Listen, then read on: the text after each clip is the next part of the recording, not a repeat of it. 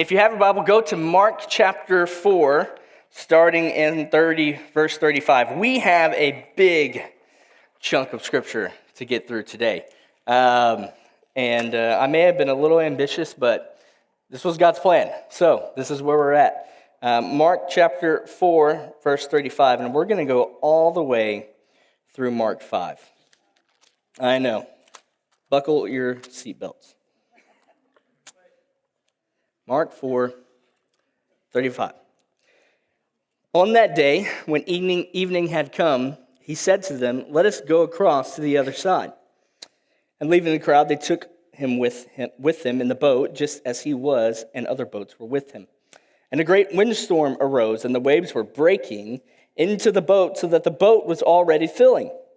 But he was in the stern, asleep on the cushion. And they woke him and said to him, "Teacher, do you not care that we are perishing?" And he awoke, and he rebuked the wind and the sea, and said to the sea, "Peace, be still." And the wind ceased, and there was a great calm.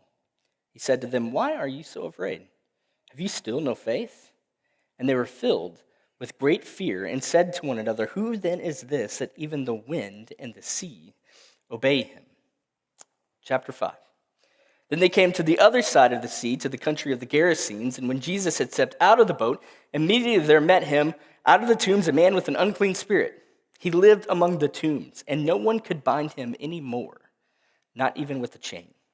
For he had often been bound with shackles and chains, but he wrenched the chains apart, and he broke the shackles in pieces, and no one had the strength to subdue him. Night and day among the tombs and on the mountains, he was always crying out and cutting himself with stones. And when he saw Jesus from afar, he ran and fell down before him, and crying out with a loud voice, he said, "What have you to do with me, Jesus, Son of the Most High God? I adjure you, by God, do not torment me." For he was saying to him, "Come out of the man, you unclean spirit." And Jesus asked him, "What is your name?" He replied, "My name is Legion, for we are many." And he begged him earnestly not to send them out of the country. Now, a great herd of pigs was feeding there on the hillside, and they begged him, saying, "Send us to the pigs, let us enter them." So he gave them permission. And the unclean spirits came out and entered the pigs, and the herd, numbering about 2,000, rushed down the steep bank into the sea and drowned in the sea. The herdsmen fled and told it in the city and in the country, and people came to see what it was that had happened. And they came to Jesus and saw the demon-possessed man, the one who had the legion, sitting there, clothed and in his right mind. And they were afraid. And those who had seen it described to them what had happened to the demon-possessed man and to the pigs, and began to beg Jesus to depart from their region. And he was getting to the boat. The man who had been possessed with demons begged him that he might be with him. And he did not permit him, but said to him, "Go home to your friends and tell them how much the Lord has done for you, and how he has had mercy on you." And he went away and began to proclaim in Decapolis how much Jesus had done for him, and everyone marveled. Verse 21. When Jesus had crossed again in the boat to the other side, a great crowd gathered about him, and he was beside the sea. Then came one of the rulers of the synagogue, Jairus by name, and seeing him, he fell at his feet and implored him earnestly, saying, "My little daughter is at the point of death. Come and lay your hands on her so that she may be made well and live." And he went with him. And a great crowd followed him and thronged about him. And there was a woman who had a discharge of blood for 12 years and who had suffered much under many physicians and had spent all that she had and was no better, but rather grew worse. She had heard the reports about Jesus and came up behind him in the crowd and touched his garment. For she said, if I touch even his garments, I will be made well." And immediately the flow of the blood dried up, and she felt in her body that she was healed of her disease. And Jesus, perceiving in himself that power had gone out from him, immediately turned about the crowd and said, "Who touched my garments?" And the disciples said to him, "You see the crowd pressing in around you, and yet you say, 'Who touched me?'" And he looked around to see who had done it. But the woman, knowing what had happened to her, came in fear and trembling and fell down before him and told him the whole truth. And he said to her, "Daughter, your faith has made you well. Go in peace and be healed of your disease." While he was still speaking, there came from the ruler's house some who said, "Your daughter is dead. Why trouble the teacher any further?" But overhearing what they said, Jesus said to the ruler of the synagogue, "Do not fear, only believe." And he allowed no one to follow him except Peter and James and John, the brother of James. They came to the house of the ruler of the synagogue, and Jesus saw a commotion, people weeping and wailing loudly. And when he had entered, he said to them, "Why are you making a commotion and weeping? The child is not dead, but sleeping." And they laughed at him. But he put them all outside and took the child's father and mother and those who were with him and went into where the child was. And taking her by the hand, he said to her, "Talitha cumi," which means, "Little girl, I say to you, arise." And immediately the girl got up and began walking, for she was 12 years of age, and they were immediately overcome with amazement. And he strictly charged them that no one should know this, and told them to give her something to eat. Whew. All right.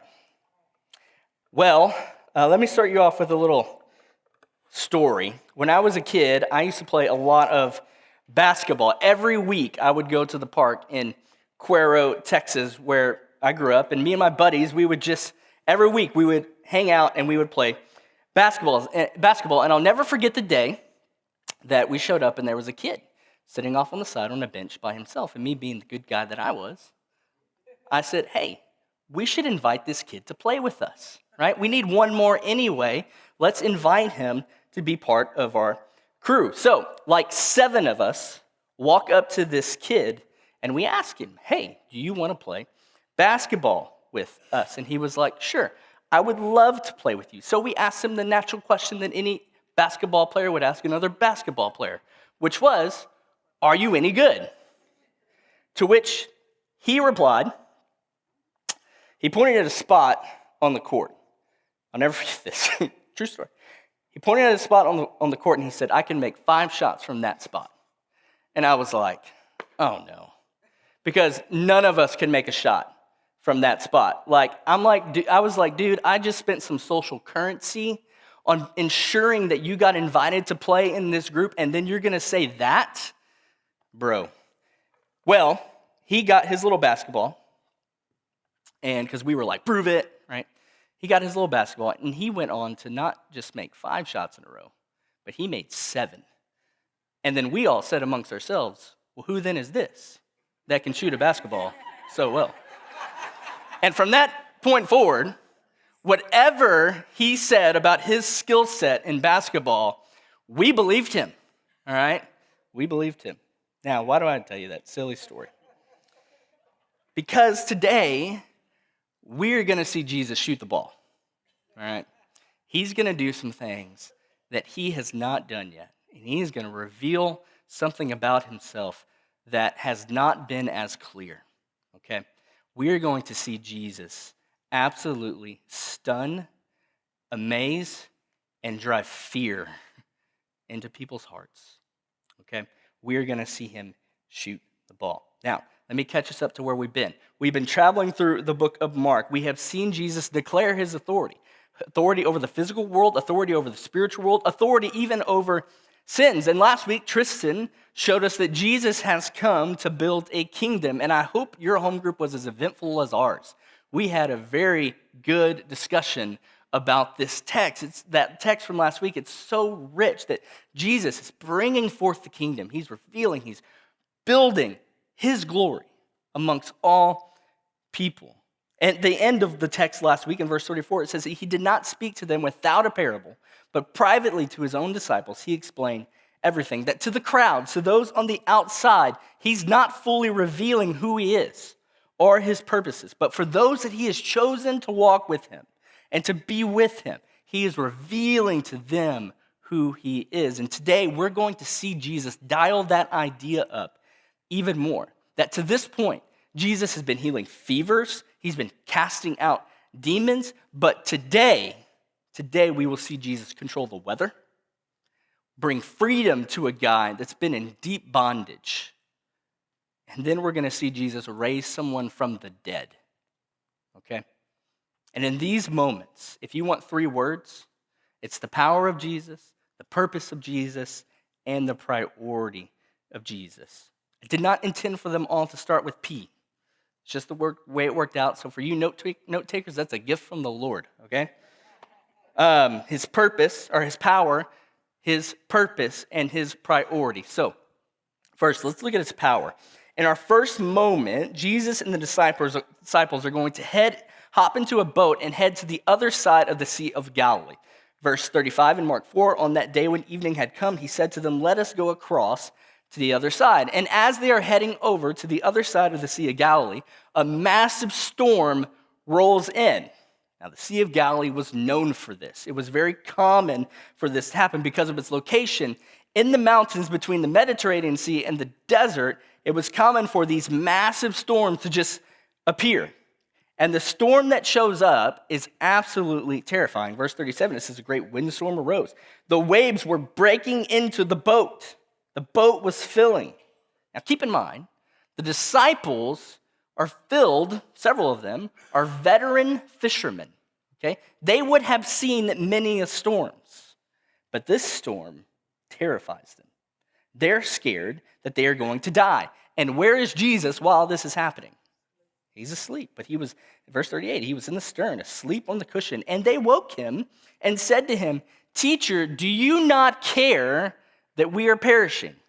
Jesus, do you not care that we are about to die?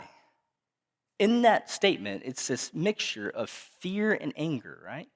I'm terrified of this storm, and I'm angry at you as our leader for sleeping while this is happening. Therefore, that must mean that you don't care.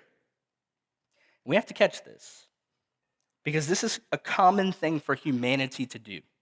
Like, I'd be willing to bet that we all have done this. The question the disciples are asking isn't so much a question as much as it is an accusation. Jesus, do you not have any compassion for us? Do you not care at all that this thing is happening? This bad thing is happening, Jesus, and it seems like you don't care. How many of you have ever been in that place with God?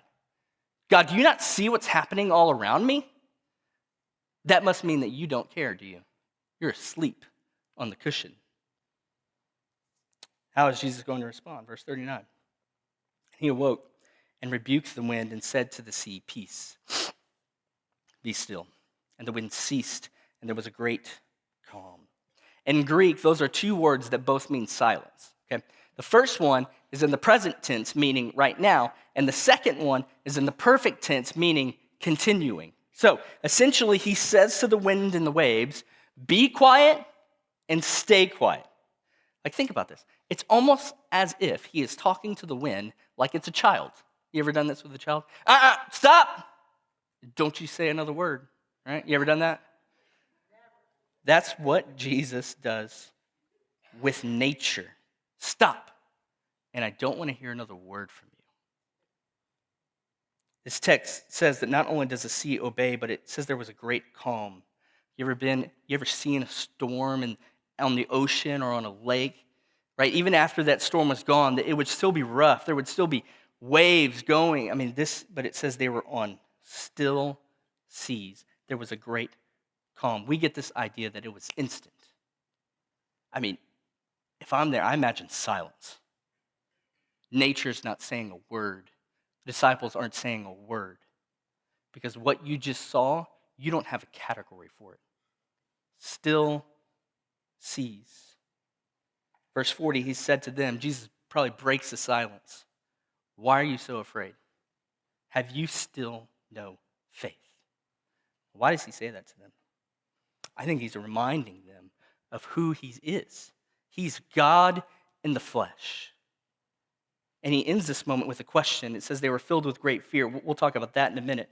We'll circle back. But they said to one another, who then is this, that even the wind and the sea obey him? The question is left hanging there so that the reader can ask themselves that question. Who is Jesus that even the wind and the sea obey him? And if you know your Bible, the Old Testament tells you exactly who controls the wind and the sea.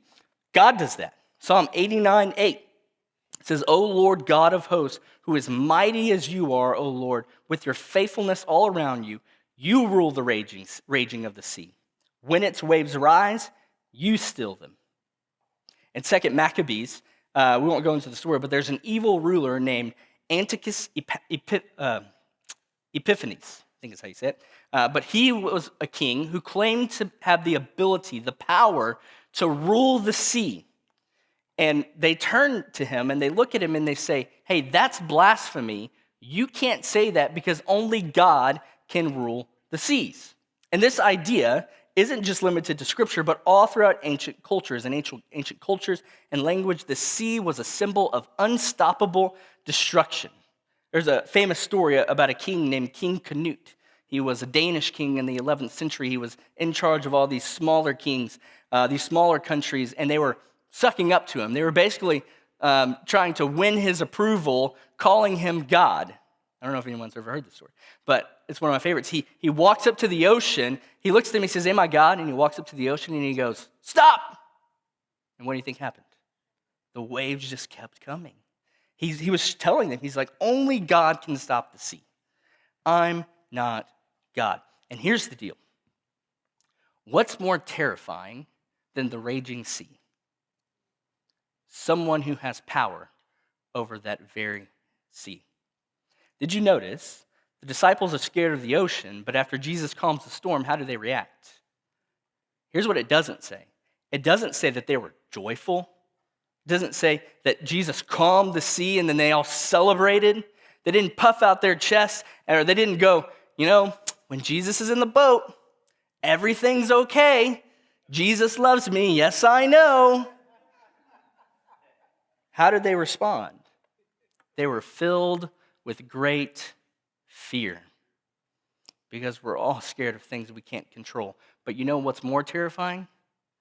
The true Holy One, the one with all power, the one with all authority, the one who speaks a word to the wind and the wind says, yes, sir. That's what's more terrifying. They don't know what to do at this point. They have no category for Jesus, and they're in the boat with him, and that doesn't give them peace in this moment. It actually brings them fear. Most of us don't want control, because here's what this means for us. He's Lord over our lives, whether we like it or not. He is Lord over us, and he has control of our lives, whether we like that or not.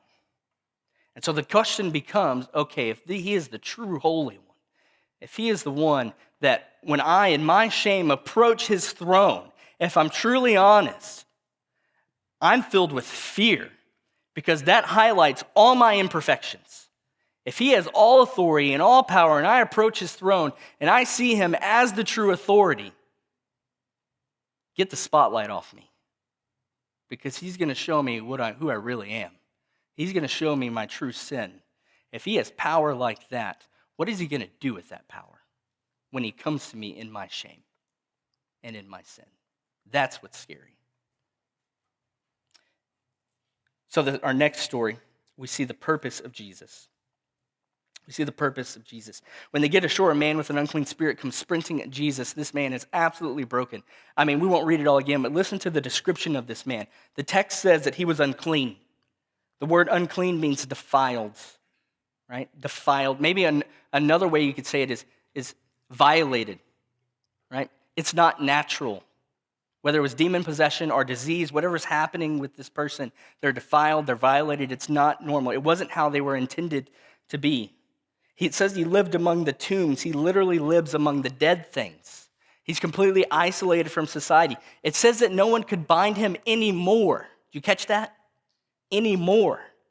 That means that maybe at one point he could be controlled. Maybe the people thought they could help him. They could save him. But whatever he has gotten into has become uncontrollable.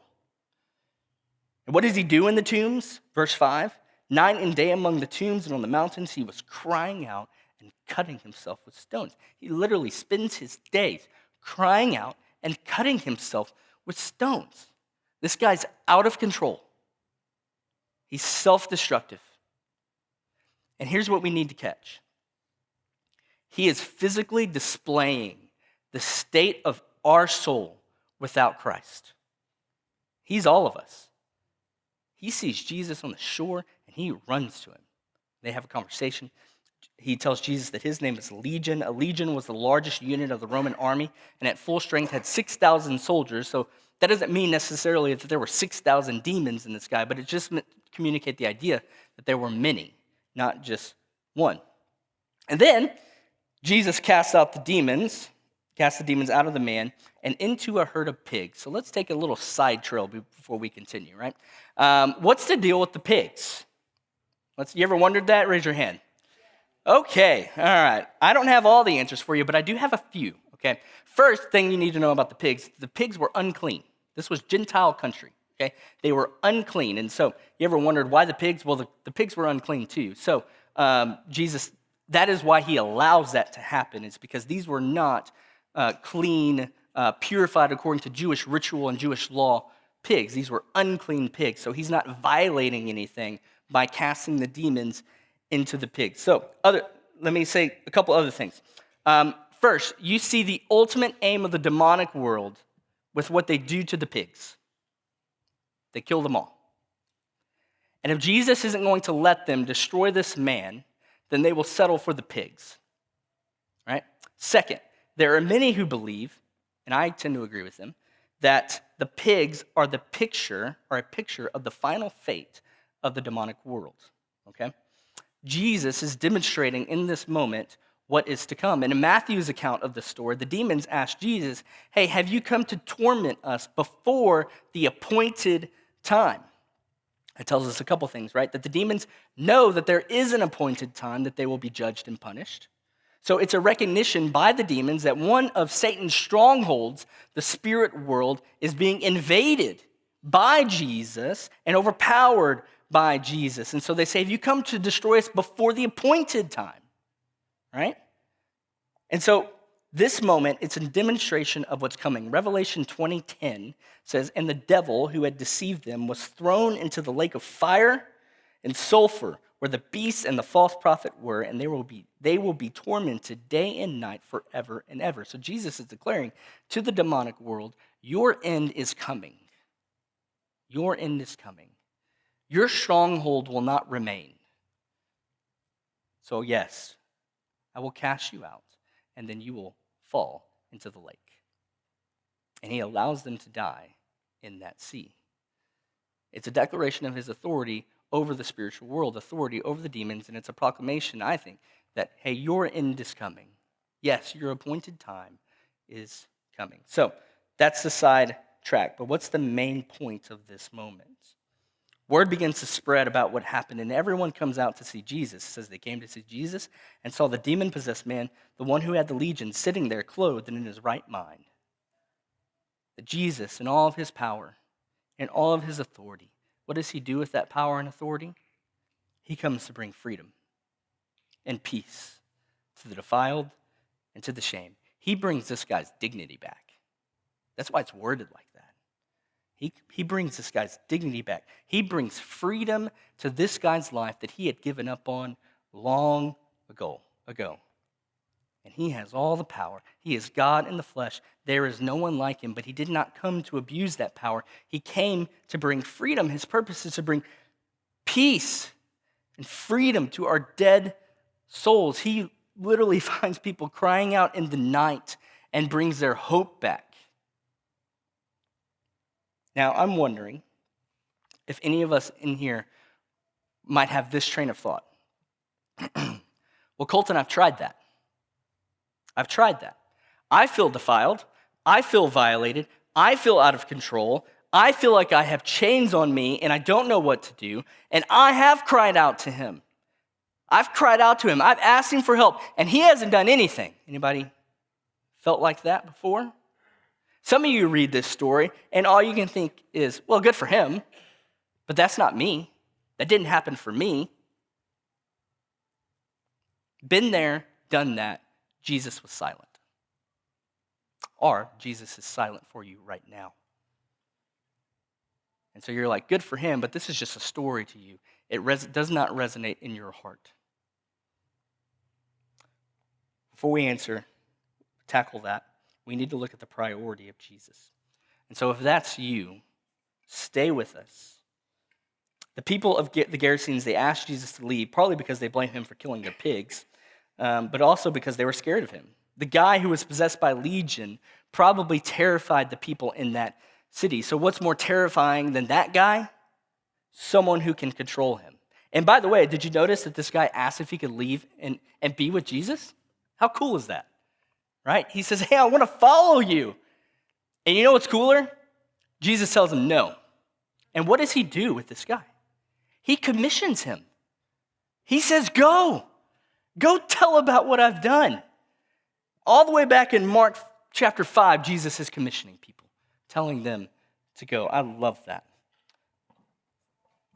He tells them no, and I just think that's cool. And so when he gets to the other side, another man comes running up to Jesus, and he falls on his knees, a guy named Jairus. So everyone is falling on their knees in front of Jesus today. You got crazy, naked, demon-possessed guy, and now you have the ruler of the synagogue, prestigious, religious, wealthy. And he begs Jesus, he says in verse 23, imploring him earnestly, saying, my little daughter is at the point of death. Come and lay your hands on her so that she may be made well and live. Now, I want you to put yourself in Jairus' shoes in this moment. I mean, there aren't maybe more tragic words in the English language. Your little daughter is at the point of death. My little daughter is at the point of death. So be Jairus in this moment. I mean, what timing, right? This guy just landed on your shore. The healer, the guy I've been hearing stories about. My daughter is dying. He says, please come help me. And Jesus answers him. He says, and it says, and it went with him. He went with him. The famous healer is going to heal my daughter. Everything's going to be okay. And verse 24 says, a great crowd followed him and thronged about him. Jairus would have been well known in this town, and you combine that with Jesus being a celebrity at this point in his ministry, and that results into everyone wanting to see what's about to happen. And if you read, when we read it, you could feel the tension in this story, right? Like, this is a tense story. There's a little girl that is dying right now with every minute of her life, and Jesus has showed up at exactly the right time. They're on their way to heal her, to save her life. There's a crowd all around them. Anticipation had been through the roof. Everyone is wondering, is he going to get there in time? Is he going to get there in time? I mean, I had to imagine Jairus and the disciples in the front, move, make a path, get out of the way, right? Just chaos. And then all of a sudden, you get a woman who touches Jesus. And she had an illness, and she had lived with it for 12 years. 12 years. No doctor could heal her. And so she thinks, if I can just touch him, I'll be healed. If I could just touch even his garments, I will be made well. And so she touches him, she's healed, and it says, Jesus, perceiving in himself that power had gone out from him, turned about in the crowd and said, who touched my garments? Be sure and catch what just happened. Jesus is hurrying towards a little girl who is dying, her dad probably leading the way, and Jesus just stops. He just stops. The disciples, who have no idea what's going on, they tell him, hey, why are you asking that question, right? You see the crowds passing around you. They're all around you. Of course, people are going to touch you. But Jesus won't let this go. He will not let it go. Verse 32, he looked around to see who had done it. He had perceived in himself, the text says, that power had gone out. So he's not going to stop until he finds this person. If you're Jairus in this moment, what are you thinking?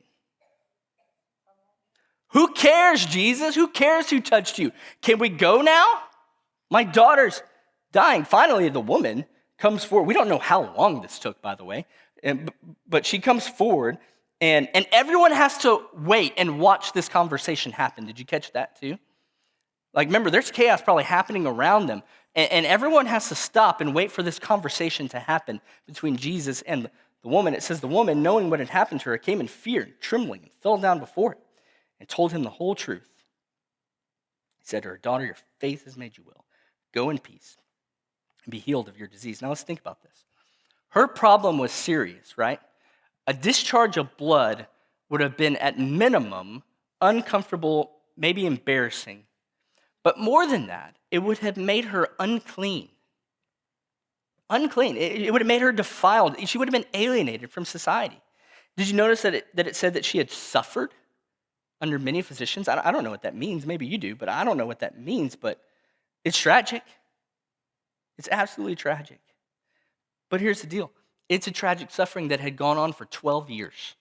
It could have waited another hour, right? It could have waited another hour. I mean, what Jesus just did, if that was today and he was a doctor, it'd be considered malpractice. If I showed up at the hospital, my wife was dying, and I'd come in there and say, hey, my wife's dying, I need a doctor. That doctor started following me, and then your little 4-year-old kid had a little boo-boo on his arm, and the doctor stopped and said, oh, you want a sticker? You want smiley faces or dinosaurs? I'd be like, let's go. What are you doing? My wife is dying. That's essentially what Jesus does. And you know what's interesting? Nobody wanted this conversation. Nobody. Nobody wanted this conversation with the bleeding woman. The disciples don't want it. Jairus sure doesn't want it. Not even the bleeding woman wants this moment. She just wanted to touch him and get out of there. The last thing that she wanted was for the attention to be put on her. Nobody wants this moment but Jesus. So what is Jesus doing here? I think he's teaching everyone in this moment 2 important truths about who he is and how he operates. First, to the disciples, to Jairus, and to the crowd. He is saying, I will not be hurried. I will not be hurried. I will accomplish my work according to my timing. I will accomplish my work according to my timing. Second, to the woman, he is saying, your physical healing is not what will ultimately give you complete healing. But it's because of your faith that you will find a holistic healing. He says, your daughter, your faith has made you well. Go in peace and be healed of your disease. It's almost like the healed of your disease is just an afterthought. The real gift here is that faith has brought her peace. Jairus' people come and they say, hey, your daughter's gone. She's dead. Don't even bother the teacher anymore, which gives us the impression that he was bothering her. But now they tell him, just stop. What's done is done. And how do you feel if you're Jairus in this moment? But overhearing, verse 36, but overhearing what they said, Jesus said to the ruler of the synagogue, do not fear, only believe. So let's go back to what I said earlier. For those of you who you have felt the pain and suffering in life, you've asked God for help, the all-powerful one, the Holy One. You've asked him for help, and help has not come. Please hear this. Sometimes God will make us wait. Sometimes God will make us wait. And you can take a deep breath on that, because that is a hard pill to swallow. Sometimes God will make us wait because he will not be hurried. He will not be hurried. He will accomplish his will on his times. And here's the deal. His plan is always better. His plan is always better than your plans. Whatever you think you need, whatever think your circumstances need for you to be healed or happy, his plan is better. I mean, just think about these moments, right? He makes Jairus wait until it seems that all hope is gone. And he tells Jairus, hey, do not fear, only believe. Keep trusting me. That's what he's saying. Keep trusting me. Move towards me in faith. The bleeding woman just wanted to touch and run. She just wants the bleeding to stop. But what she got was a face-to-face conversation with God himself. That's better. Jairus just wanted some sickness healed from his daughter. What's he about to see? Let's read it. Verse 37. And he allowed no one to follow him except Peter and James and John, the brother of James. They came to the house of the ruler of the synagogue, and Jesus saw a commotion, people weeping and wailing loudly. And when he entered, he said to them, why are you making a commotion and weeping? The child is not dead, but sleeping. And they laughed at him. But he put them all outside and took the child's father and mother and those who were with him and went in where the child was. And taking her by the hand, he said to her, man, be Jairus in this moment. He said to her, Talitha kumai, which means, little girl, I say to you, arise. So what's Jesus' priority? Jesus, time and time again, will prioritize his work according to his sovereign plan. He will not be hurried. He will not conform to our plans, and we should be thankful for that. That's good, because his plan is better. His plan is better. He has all power. All things are under his control. His purpose is to bring us freedom and peace. That it's in sitting under the Holy One with all worship, proclaiming all glory, we find our peace, our joy, our hope. But he will accomplish his work in his timing. His priority is that he would move forward in this world according to his timing. So let me ask you, do you really trust him?